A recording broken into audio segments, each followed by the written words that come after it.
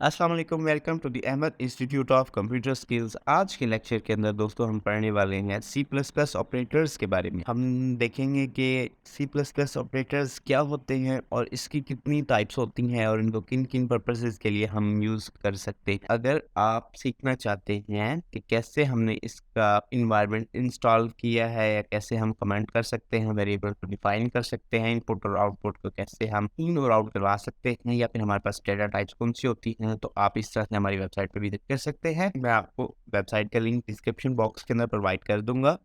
आपने वहां से सिंपल जाके क्या करना है, यहाँ से इन टॉपिक्स को रीड करने ला है। अगर आप हमारा ट्यूटोरियल देखना चाहते हैं तो डिस्क्रिप्शन बॉक्स के अंदर मैं आपको लिंक प्रोवाइड कर दूंगा। आप सिंपली वहां से जाके उस ट्यूटोरियल को क्या कर सकते हैं, रीड आउट कर सकते हैं। आइए हम चलते हैं अपने टॉपिक की तरफ।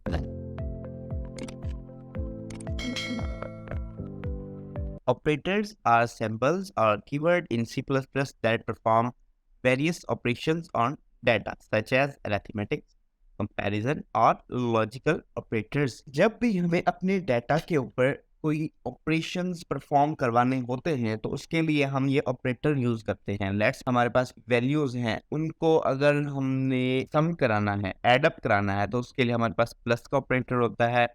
अगर हमने कोई कंडीशन लगानी है या फिर हमने कंपैरिजन करना है एक वैल्यू को दूसरी वैल्यू से, तो हम क्या करते हैं, उसके लिए हम यूज करते हैं कंपैरिजन ऑपरेटर। या फिर हमने कोई लॉजिक लगानी है, उसके लिए हम यूज करते हैं लॉजिकल ऑपरेटर। हम देख लेते हैं कि ऑपरेटर्स की कितनी टाइप्स होती हैं सी प्लस प्लस के अंदर। सबसे पहले हमारे पास एडिशन होती है, सब्ट्रैक्शन होती है, मल्टीप्लिकेशन होती है, डिवीजन होती है, फिर मॉड्यूल्स, रिमाइंडर भी कहते हैं इसको हम।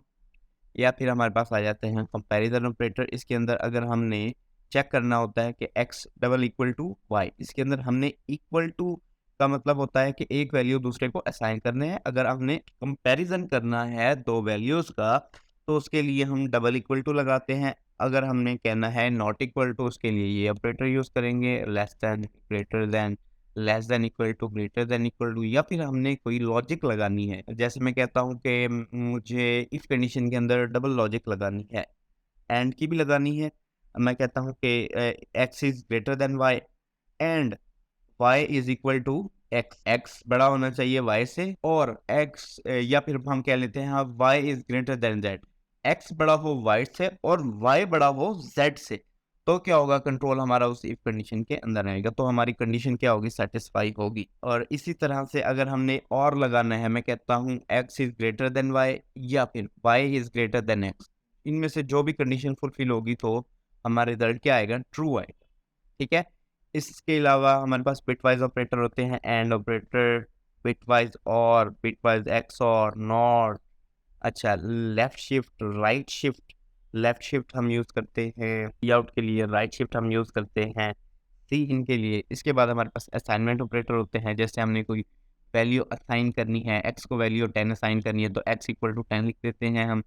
हमने ऐड अप करना है, अगर मैं कहता हूँ एक वेरिएबल के अंदर कोई वैल्यू स्टोर करवानी है, तो x प्लस इक्वल टू 10 करूँगा, तो पिछली x की वैल्यू के अंदर 10 क्या हो जाएगा, ऐड अप हो जाएगा। माइनस करना है इस तरह से, मल्टीप्लाई, या फिर हमने असाइन करना है, या फिर left shift assign, right shift assign. ठीक है। अच्छा, ऐड ऑपरेटर, बिटवाइज और एक्स और। ठीक है। इस तरह से हमारे पास एक और होता है अदर ऑपरेटर, जो होते हैं हमारे पास ये ऑपरेटर होता है। C plus plus also provide other operator such as the ternary conditional operator question mark.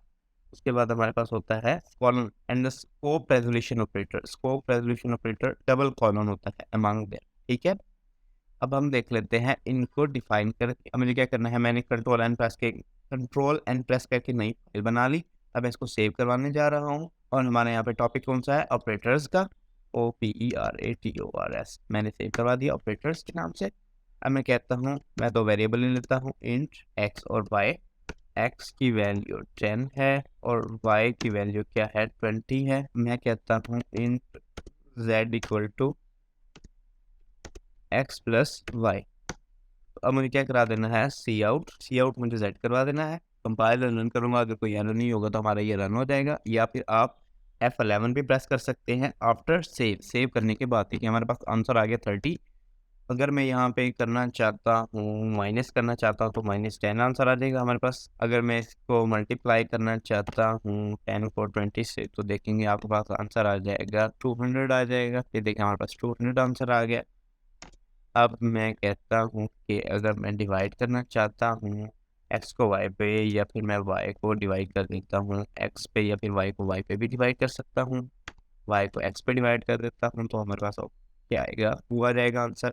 अब ये हमारे अरिथमेटिक ऑपरेटर थे। इसके बाद हमारे पास आ जाते हैं रिलेशनल ऑपरेटर, जिसके अंदर हमें क्या करना होता है, चेक करना होता है। अच्छा, अब जो हमारे पास रिलेशनल ऑपरेटर होते हैं ये हमेशा बूलियन के अंदर होता है, क्योंकि ये हमें या ट्रू रिटर्न करते हैं या हमें फॉल्स रिटर्न करते हैं।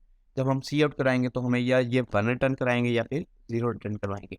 अब मैं कहता हूँ कि y is less than x, मतलब 20 छोटा है 10 से, तो हमारे पास ये रॉन्ग होगा। तो हमें क्या रिटर्न करवाएगा यहाँ पे, वो हमें रिटर्न करवाएगा 0।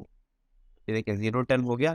अगर अब मैं यहाँ पे कह देता हूँ x is greater then y, तो अब ये बिल्कुल ठीक है। कंट्रोल एस किया आपने, कंपाइलर रन किया, देखिए हमारे पास 1 आ गया। अब इसी तरह से अगर मैं इसको कह देता हूँ double equal to x double equal to y या y double equal to x, तो अब मैं कंपाइलर रन करता हूँ तो आंसर हमारे पास फॉल्स आएगा, 0 आ गया। अगर मैं इसको कहता हूँ x is not equal to y या y is not equal to x, control S करके जब हम इसको कंपाइल एंड रन करेंगे तो क्या होगा, इससे हमारे पास आ जाएगा 1, क्योंकि ये बिल्कुल is not equal to y।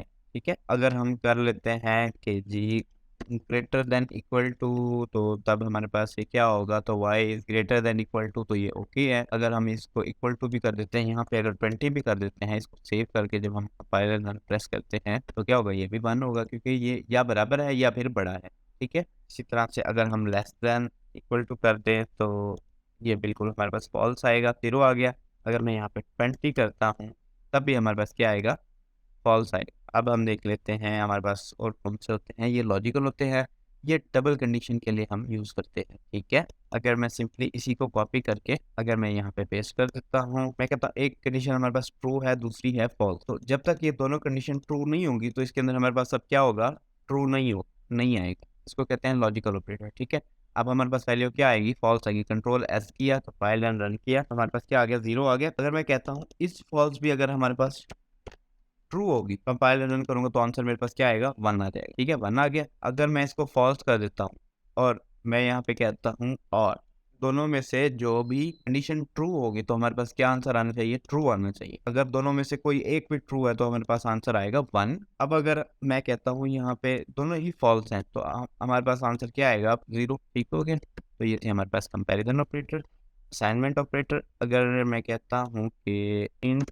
x equal to 10 और मैं यहाँ पे सी आउट करा देता हूँ x को ही हम कर लेते हैं। अब आपको देखने को मिलेगा यहाँ पे 10 आ जाएगा आंसर। अगर मैं x के अंदर मुझे 20 एड अप करना है, x इक्वल टू हम क्या लिखते हैं, x प्लस 20, ऐसा करने से क्या होगा, 10 के अंदर 20 ऐड हो जाएगा तो हमारा आंसर आ जाएगा 30। अच्छा, अगर मैं इसको करना चाहता हूँ x प्लस इक्वल टू, तो इसका मतलब यही होगा कि x की वैल्यू के अंदर 20 एड अप कर दे। तो अब आप यहाँ पे देखेंगे x के अंदर उसने क्या कर दिया, 20 एड अप कर दिया।